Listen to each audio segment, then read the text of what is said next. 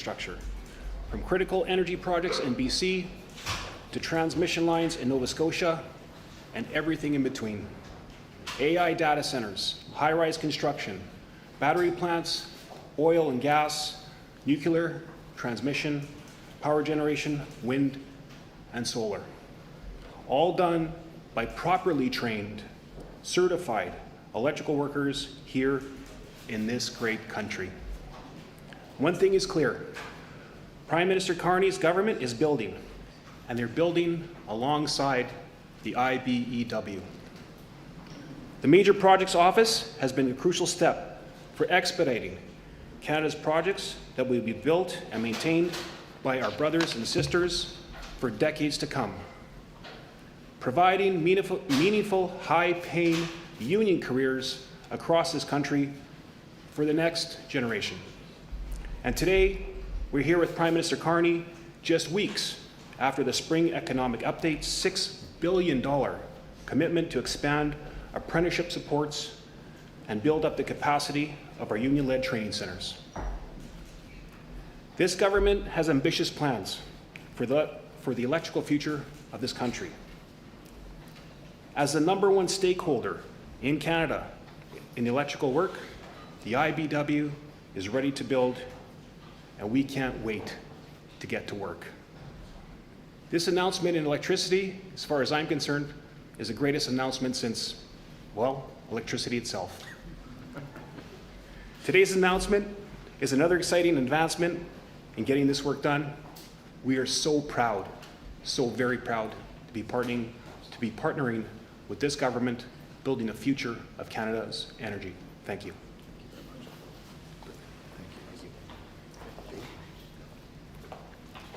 Well, thank you, Russ, and it's really great to have you start this to talk about how today's announcement is good for workers right across our country.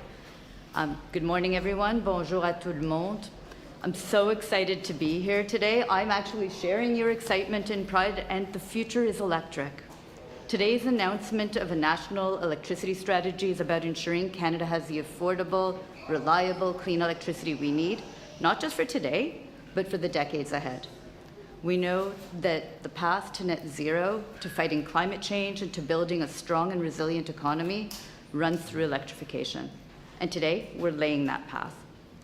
L'annonce faite aujourd'hui de la stratégie nationale d'électricité vise à garantir que le Canada dispose de l'électricité abordable, fiable et propre dont nous avons besoin, non seulement aujourd'hui, mais pour les décennies à venir. Nous savons que la voie vers la carboneutralité, la lutte contre le changement climatique et la construction d'une économie forte et résiliente passe par l'électrification. Et aujourd'hui, nous traçons cette voie. Yesterday marked the 1-year anniversary since I was appointed as the Minister of Environment and Climate Change for Canada. And it's a chance to look back at all that we've accomplished so far. We've put in place a nature strategy that sets protections and sets forward how we're going to move on 30 by 30 for Canada. We have finalized enhanced methane regulations on oil and gas and landfill that will make tangible and significant reductions in our emissions. We've renewed our commitment to international climate finance. We've put in place an auto strategy that has already shown an uptick in the sales of electric vehicles. We have arranged and managed cooperation agreements all across our country. And that brings us to today, because today, the work to electrify Canada, we have done a lot already, but these are the next steps. If we look at what the steps have been so far, from Iqaluit and Tolston hydro projects in the north, to major wind developments in Nova Scotia, to new nuclear generation in Ontario, Canada's building big and building clean. We have moved forward with historic clean electricity and clean technology investment tax credits. We've doubled our investment in clean energy investment through the Canada Infrastructure Bank. And we know that we need to go further and faster. And on that, I'm passing it to the Prime Minister with the exciting news for today. Thank you. Good. Thank you. Thank you very much, Julie. Bonjour tout le monde. Thank you, Julie, for Minister Jabruzen, for that introduction, for your leadership over the course of the last year and going forward. Russ, I'd like to thank you for joining us this morning with your enthusiasm for today's announcement, today's task, or today and tomorrow's task, and for your workers to deliver, make sure that Canada can deliver on it. And we need to deliver because Canada is facing major challenges from a rapidly changing world. Les États-Unis modifient radicalement l'ensemble de leurs relations commerciales, transformant ainsi bon nombre de nos anciens atouts en vulnérabilité. La guerre fait rage au Moyen-Orient et en Ukraine, ce qui fait grimper en flèche les prix de l'énergie partout dans le monde et chez nous. L'essor rapide de l'IA commence à transformer notre façon de vivre et de travailler et génère une demande en énergie sans précédent. Les changements climatiques s'intensifient, les tempêtes sont plus violentes, les inondations plus importantes et les feux de forêt plus dévastateurs. Il est donc essentiel que le Canada développe sa résilience et apporte sa contribution. Canadians are feeling all the impacts of these big changes at their kitchen tables, at the pumps, on the factory floors, as costs rise and uncertainty casts its heavy shadow. The good news is that many countries, unlike many countries, we can control our future if we seize this moment. And that means applying several lessons that these big forces have revealed. First, when the world fundamentally changes, we must respond with new approaches. As the Canadian Marshall McLuhan described 60 years ago, an age of anxiety is caused by trying to do today's job with yesterday's tools and yesterday's concepts. Canadians get that. Canadians get that, which is why they're changing how they shop, where they travel, and how they come together. And governments must now follow their lead.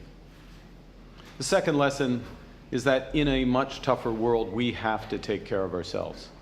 And the right path, as this government has stressed, the right path forward is to build big and to build for all, with code, copper, and steel. And to that end, Canada's new government has been moving fast. We've already referred 21 nation-building initiatives to the Major Projects Office. Projects that will connect, diversify, and propel our economy through over $125 billion in new investment. L'année dernière, la construction de la nouvelle centrale nucléaire de Darlington a commencé en Ontario. En mars, nous avons donné le coup d'envoi d'un projet d'expansion du terminal de Contrecoeur au port de Montréal, 40 ans après sa conception initiale. Ce projet a été lancé quelques mois après notre arrivée au pouvoir. Cet été, nous lancerons le projet de route de la vallée de Mackenzie dans le territoire du Nord-Ouest, un projet dont j'attends parler depuis mon enfance. Et on ne fait que commencer. We've created a new agency, Build Canada Homes, to drive affordable home building at a pace not seen in generations. Over $50 billion to our Build Communities Strong Fund, for hospitals to hockey rinks. And a new defense industrial strategy that will catalyze $500 billion in investment in Canada over the next decade. Now, the third lesson that we must take from the current rupture is our sovereignty, our sustainability, our prosperity will depend on our ability to supply and control our energy. We have to unlock Canada's full potential as an energy superpower. As the head of the International Energy Agency, Fatih Birol, said just last week, Canada has, and I quote, a golden opportunity to build a more sustainable and reliable energy system. This will require bold investments, practical solutions focused on results, not rhetoric, and the full force of a united Canada working together. Working together to build a stronger, more resilient, more independent Canada that works for all. That's our mission. And as the Minister just said, central to that mission is more electricity. As our industries expand, our economy grows, AI accelerates, electricity demand in Canada is expected to double by 2050. So we will double our grid. That's the headline. Canada will double its electricity generation over the course of the next 2 decades. Because the path to affordability is electrification. The path to competitiveness is electrification. The path to net zero is electrification. Electrification underpins everything: our emissions, our environment, our economy. Et dans un monde en évolution rapide, le Canada prend son avenir en main. Grâce à notre nouvelle stratégie nationale d'électrification, nous bâtirons rapidement et à grande échelle pour doubler notre réseau énergétique et bâtir un Canada fort qui sera alimenté par une énergie propre, abordable et fiable. Over the coming decades, Canadians will use more electricity because many of the things we use every day, the cars we drive, the heaters in our home, the machines in our factories, are switching to electric power. Doubling our grid to meet that demand won't be easy. The scale is huge, the timeline is short, and the task of getting the right mix of power is complex. If we get it wrong, Canadians will pay higher utility bills. If we're too timid, Canadians will end up short of power, losing good jobs and growing reliant on foreign suppliers. We can't pursue business as usual. We can't simply rely on restrictions and prohibitions. We must do things differently. Now, with the right investments and electrification measures, 7 in 10 Canadian households will pay less for their total energy by 2050. That's $15 billion back in the pockets of Canadians. And that's because electric machines are 2 to 4 times more efficient than those they replace. So, as we electrify our transportation, our buildings, our industry, the electricity slice of the overall energy pie grows, but the size of the entire pie shrinks. Now, Canada starts from a position of strength. We have amongst the lowest electricity costs in the world. Our system is already 80% non-emitting.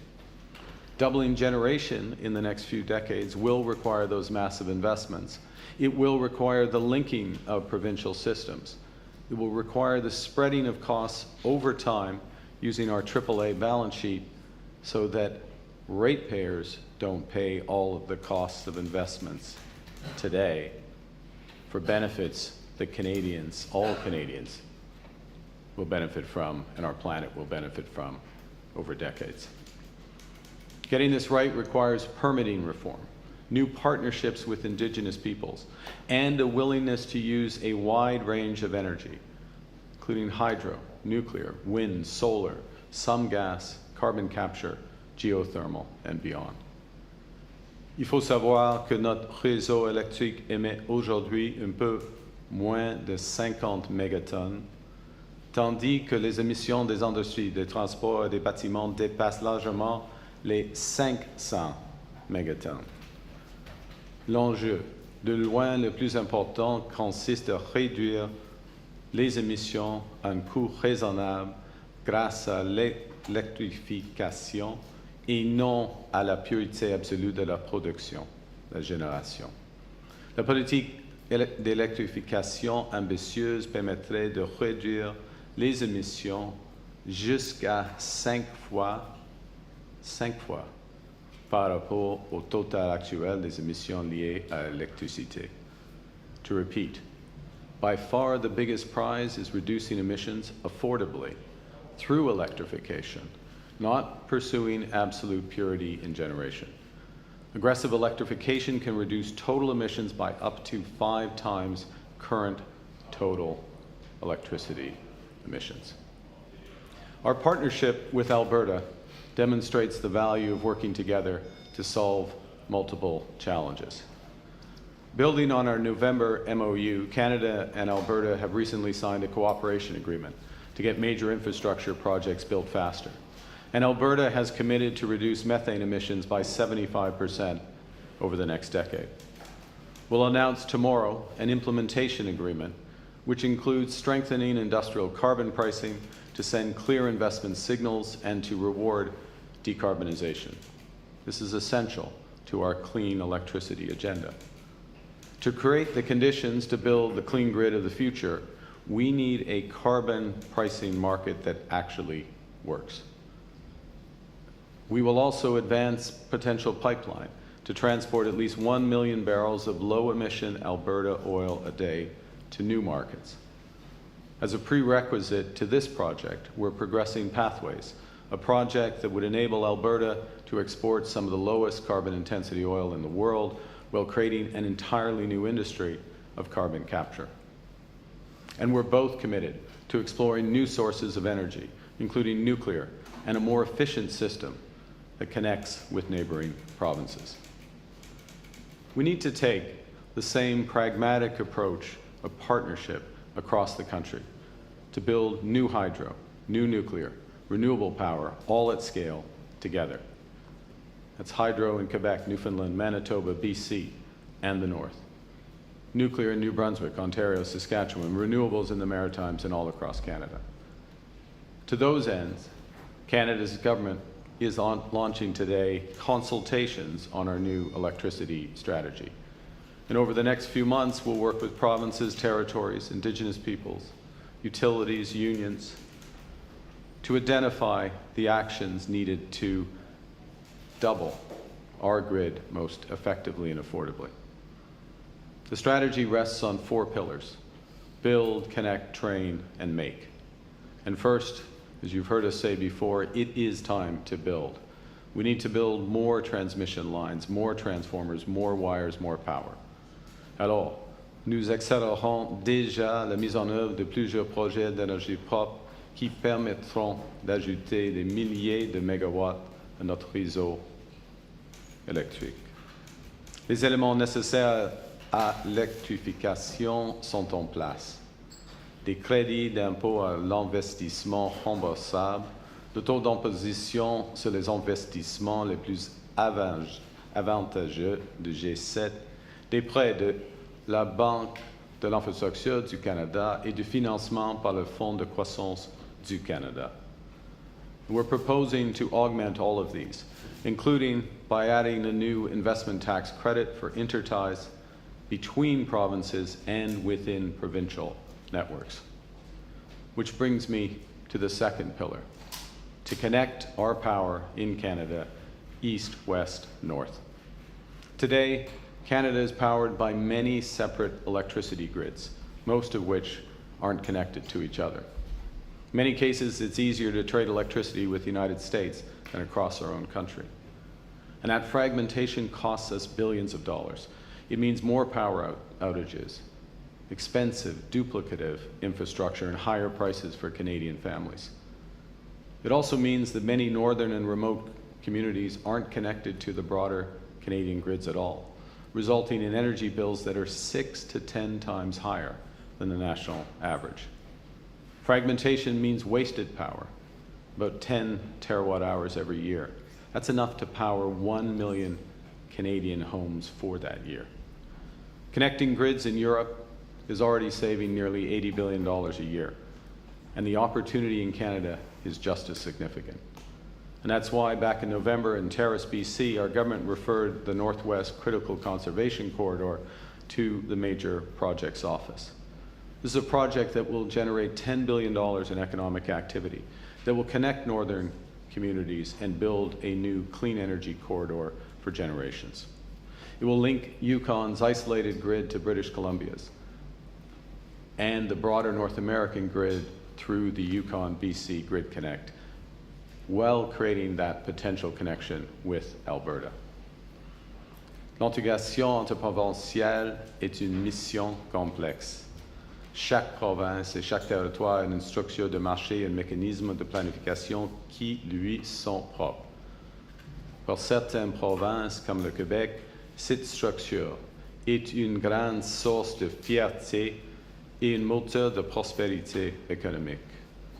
Alors, nos consultations vont explorer les mesures que nous pouvons prendre pour bâtir cette réussite dans le but de relier davantage nos réseaux d'électricité et d'accélérer la mise en place des interconnexions essentielles, tout en respectant les champs de compétences des provinces et territoires. The consultations will tackle common barriers to those interprovincial interties. They'll explore an increased role for the Canadian Energy Regulator, develop standard cost allocation mechanisms to distribute fairly costs across those provinces and territories. We'll increase data sharing, regional modeling to speed up the intertie projects, and will refer the development of a new comprehensive transmission interconnect investment strategy to the Major Projects Office. The third element of the strategy is to train, attract, and retain new talent. It's good to see you here, Sean. Sean Strickland here as well is central to it. The unions are central to this. Because doubling our electricity grid will create nearly 30,000 new, as Russ said, high-paying, not just jobs, high-paying careers for Canadians by the end of 2028. 100,000 more by 2050. Right now, over 80% of employers in the sector are facing labor shortages. So that's one of the big reasons why in last month's Spring Economic Update, we launched Team Canada Strong, a $6 billion nationwide effort to recruit, train, and hire up to 100,000 new Red Seal trade workers over the next 5 years. And in the upcoming consultations for the electricity strategy, we'll build on this momentum to ensure our workforce measures are effectively targeted to the need of the sector. And the final pillar of our strategy is to make our future.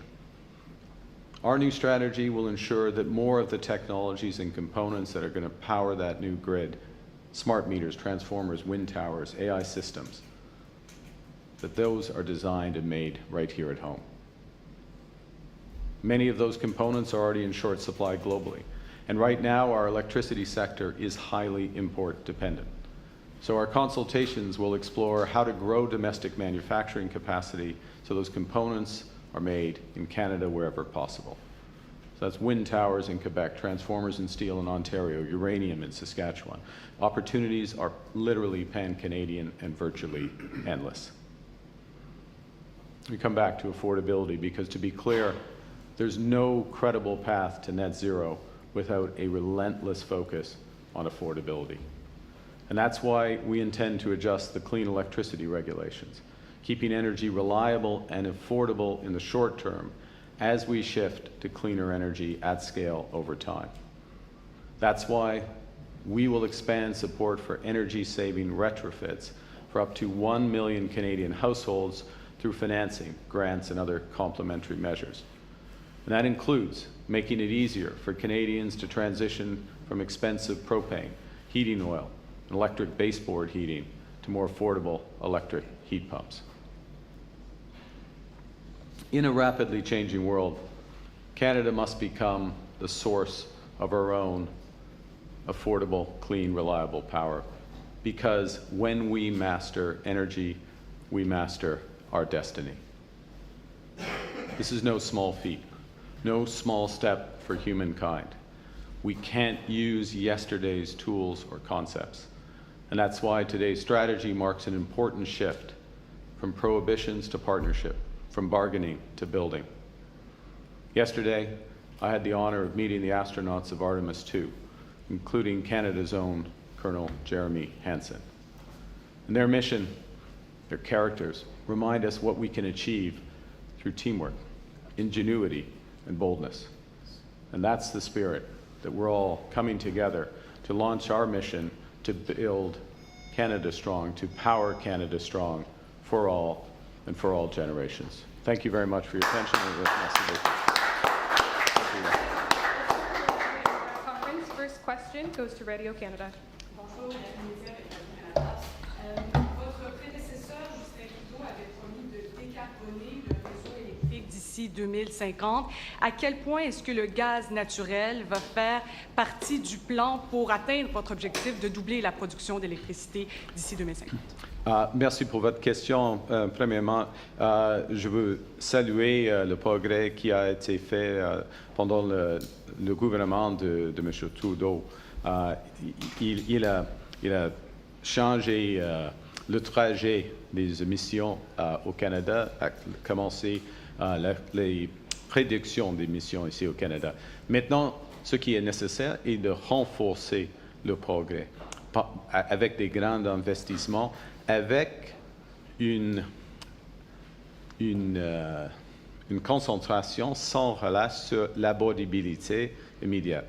Parce que pendant les dernières années, il y a une crise de pouvoir d'achat au Québec, à travers le Canada, une crise d'abordabilité. Et ce qui est nécessaire est de mettre,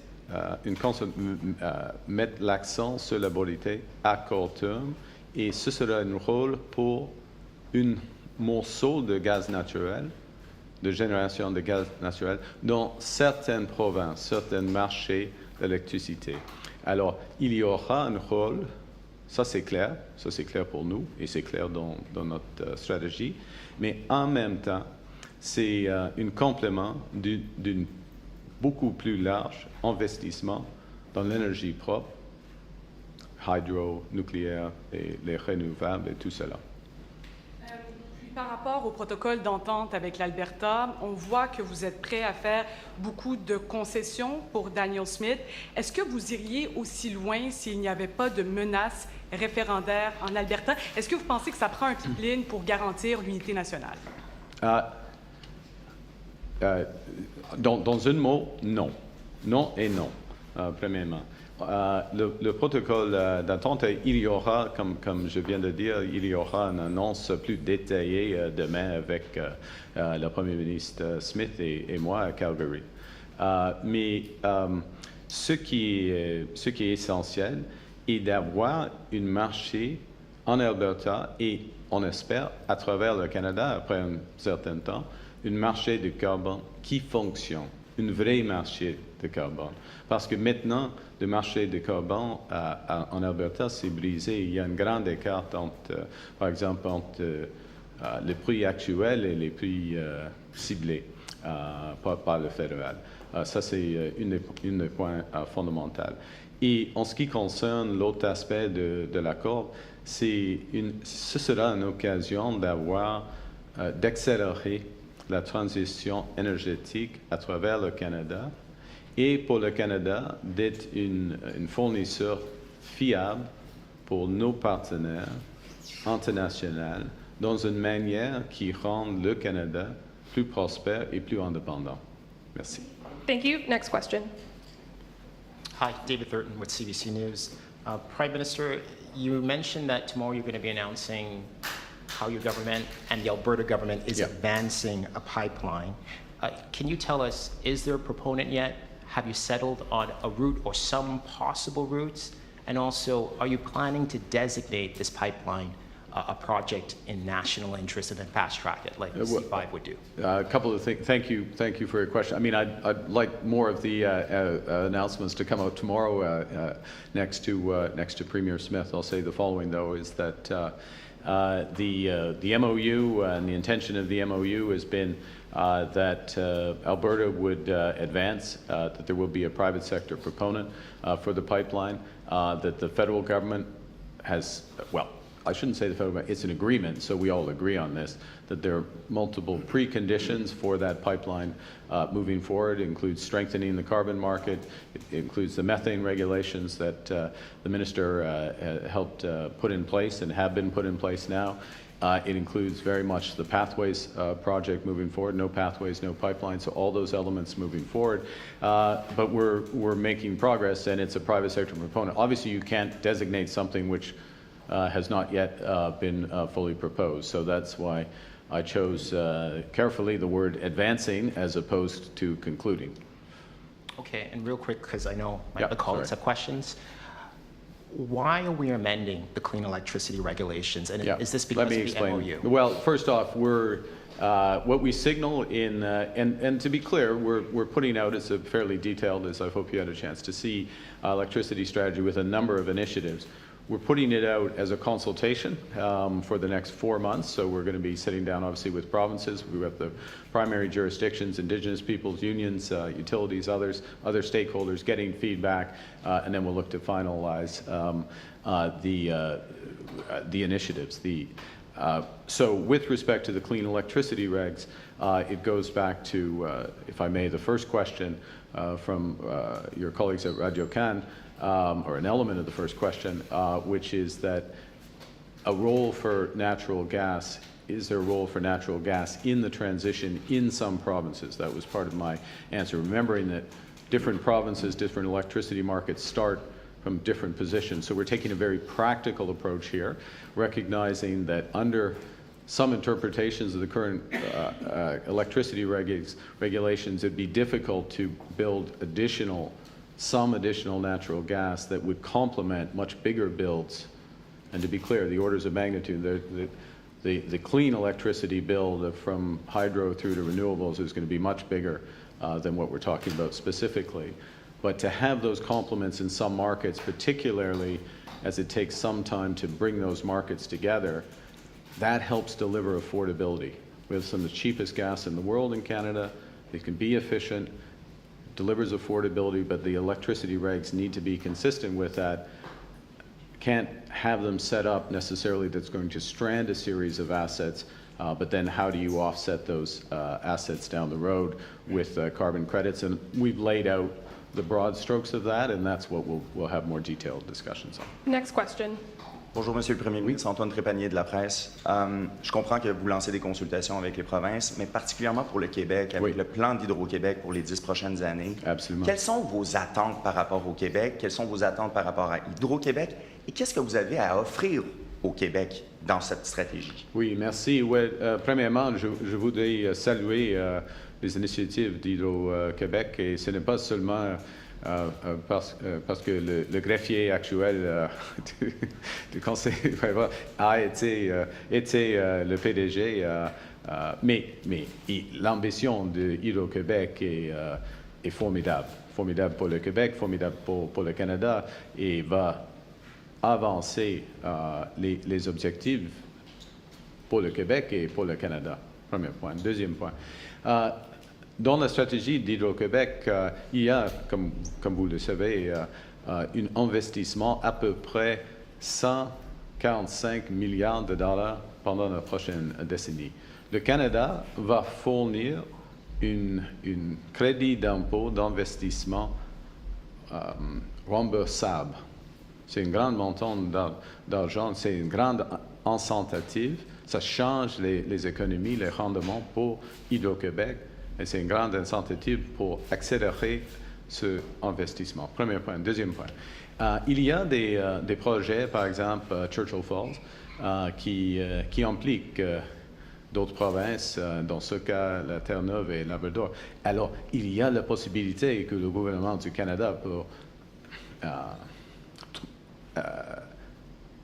trouver ou faire un complément des solutions entre les provinces. Et on a des discussions sur cela.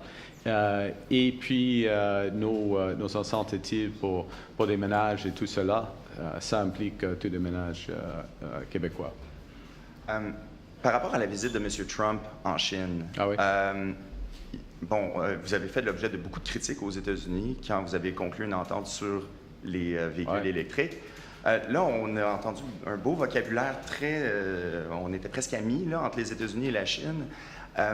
Comment vous réagissez au changement de ton entre les deux pays? Et qu'est-ce que ça veut dire pour les Canadiens? Qu'est-ce que ça veut dire pour le gouvernement? Cette situation, je souhaite qu'il y ait des accords bénéficiels pour les Chinois, pour les Américains, pour le monde, entre ils sont les deux hégémons du monde, les deux grandes puissances. Alors, on espère qu'il y a des accords entre eux. Mais les critiques, les actions les différences entre les critiques et les actions des États-Unis en ce qui concerne le Canada et la Chine, ça souligne que c'est nécessaire d'être maître chez nous, de prendre des initiatives dans l'intérêt du Canada. Il faut être indépendant et cette stratégie, aujourd'hui, va rendre le Canada plus indépendant, plus prospère et plus soutenable. Oui, merci. Thank you. Next question.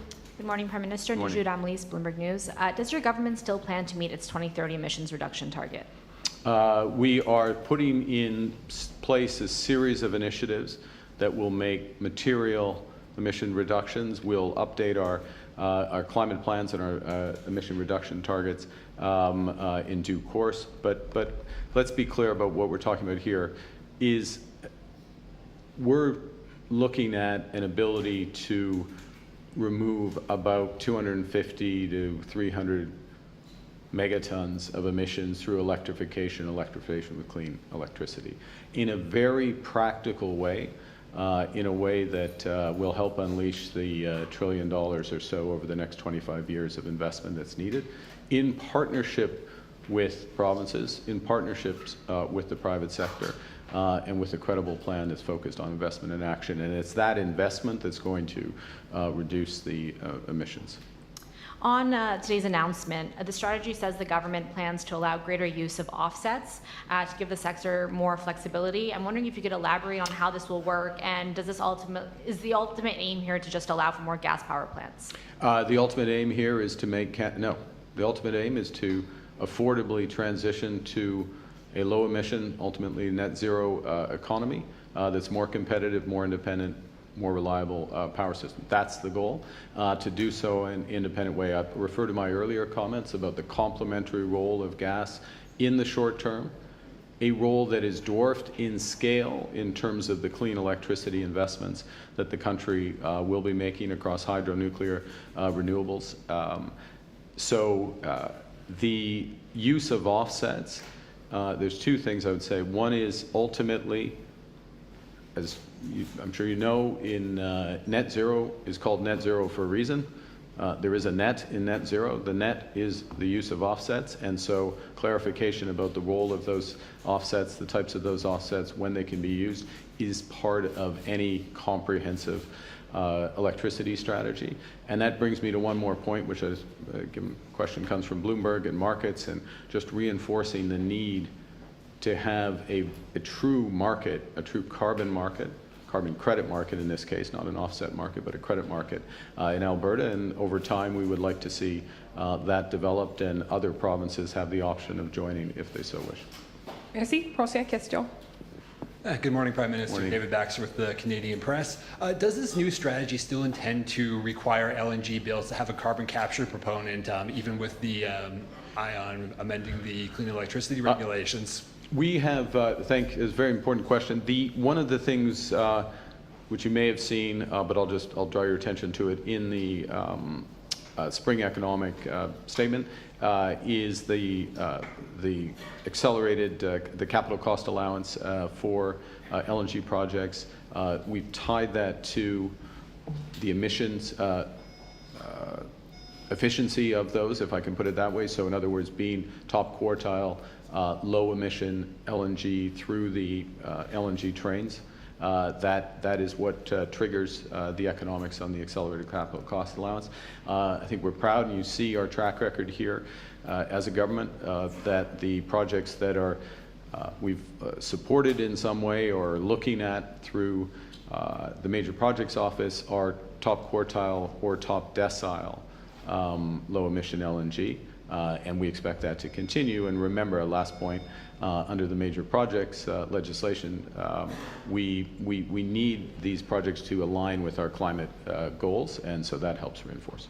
Thank you. Yeah, and just on a different topic, Sure. Last year during the election campaign, you talked a lot about build, but right now it looks like the government's looking more at edging towards an idea of selling off lots of different public assets. We're talking about airports. So there's a discussion paper on the idea of looking at selling off ports. Where does that fit into the mandate that Canadians gave you? And are you looking at privatizing other areas of major transportation infrastructure? We are relentlessly focused on build, build, build. We get up in the morning, first thing we think about is affordability, and that reflects in the strategy, and then building out and building in a way that's affordable for Canadians, that's going to make us more independent, more resilient, better jobs and careers for Canadians. And you see that in, with Build Canada Homes, it's been up and running for less than 6 months, 10,000 plus homes, already moving towards breaking ground.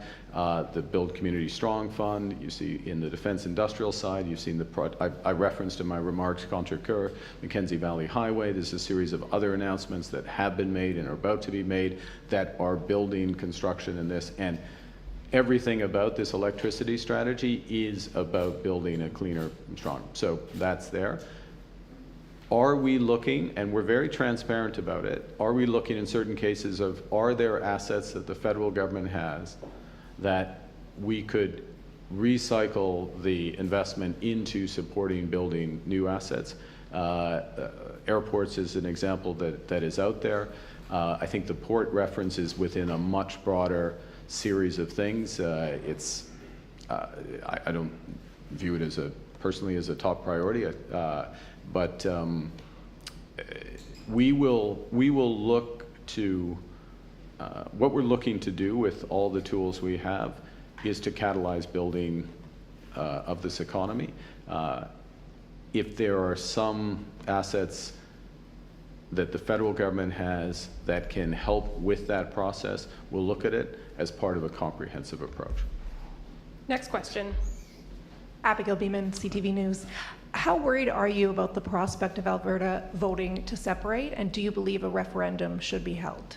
A couple of things. One is, first, my role and the role of the federal government is, and we're pursuing this, is to practice cooperative federalism, to work with the provinces, work with the territories, work with Indigenous Canadians, and get things done on behalf of all Canadians. That's what we're doing with the province of Alberta.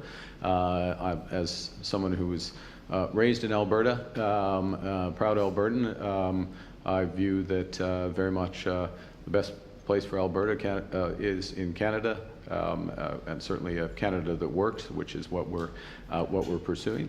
And I think the evidence, well, others will judge, but we're making that progress on behalf of Albertans. But by making Alberta stronger, we're making all of Canada stronger.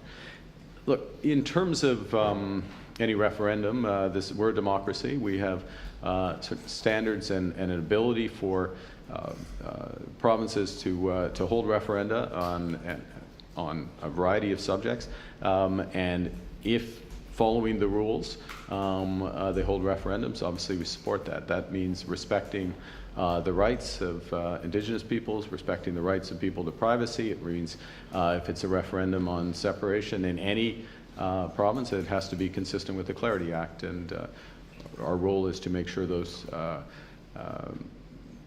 it's the role of other authorities in many cases to ensure that those rights are respected. With respect to the Clarity Act, as I'm sure you know, ultimately Parliament has a role in making the judgment about the question. But I'll go back and then hand back to you, Abigail. I'll go back to where I started. The core thing is working with the provinces, whether it's Alberta, Nova Scotia, whichever province, whatever territory, to make the country work, and that's what this government is focused on. En français, en ce qui concerne quel aspect?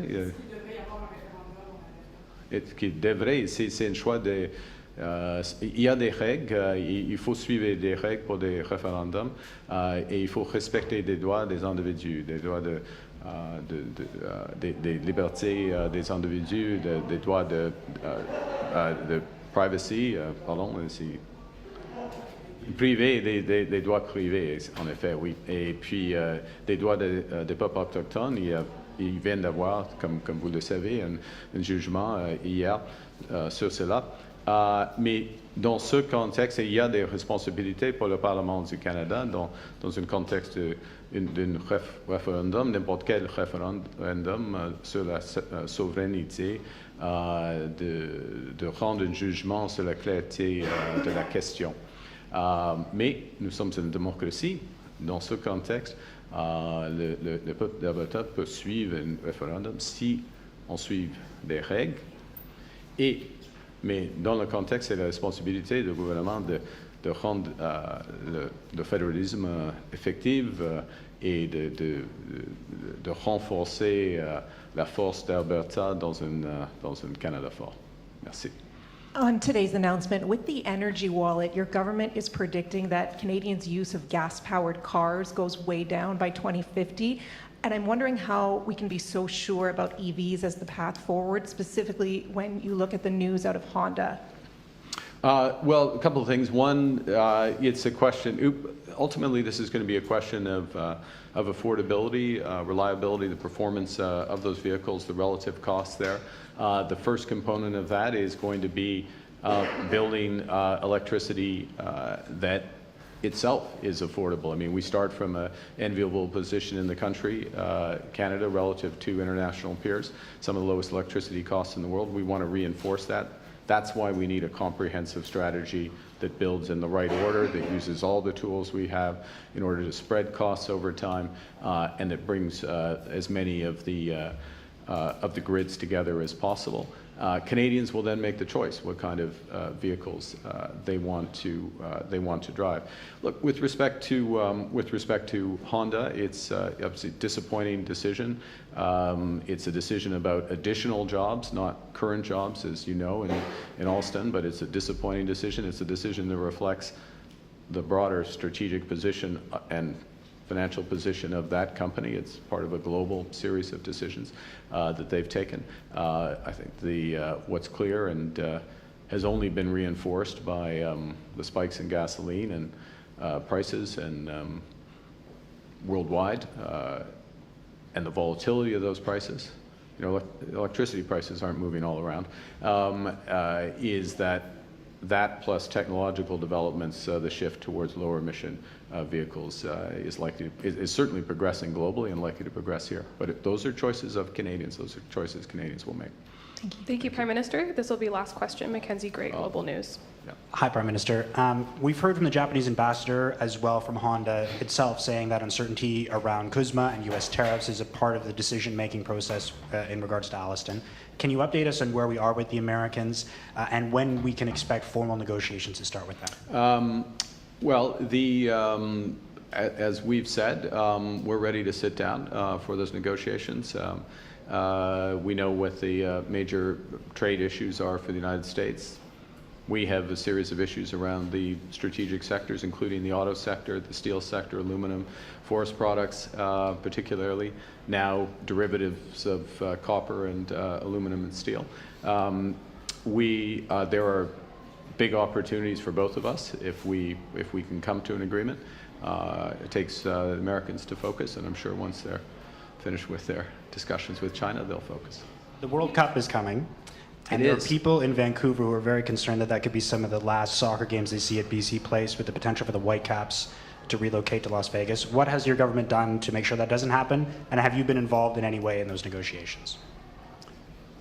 The short answer, I have not been involved. Yes, the World Cup is coming. Yes, we are looking forward to it. Yes, anyone internationally watching this, there are 3 hosts of the World Cup, and I've got to say the warmest welcome is going to be in Canada. So we look forward to you coming here and very much looking forward to, I hope Alfonso Davis is recovering as we speak, but we've got a great side and we're going to move forward with that. Look, in terms of the Whitecaps specifically, I'm not personally involved in that. I would obviously like them to stay, but I don't have anything to say on that at this point. Thank you. That concludes today's press conference. I'll take one last. Sorry, Darren, thanks sorry. very much. Alex Ballingo, the Toronto Star. Yeah. Just going back to Najud's question, I think you said update to the targets in due course. Can you just expand on that? Are we going due course is due course, Alex. But we're changing our climate. Oh, no. That's not what I said. What we are doing, and let's be clear, and this is the approach of this government, is we are focused on investing to get results. We're focused on practical steps that are going to get results. It doesn't do us good to be sitting in court all the time with provinces. It doesn't do us good to be talking past each other.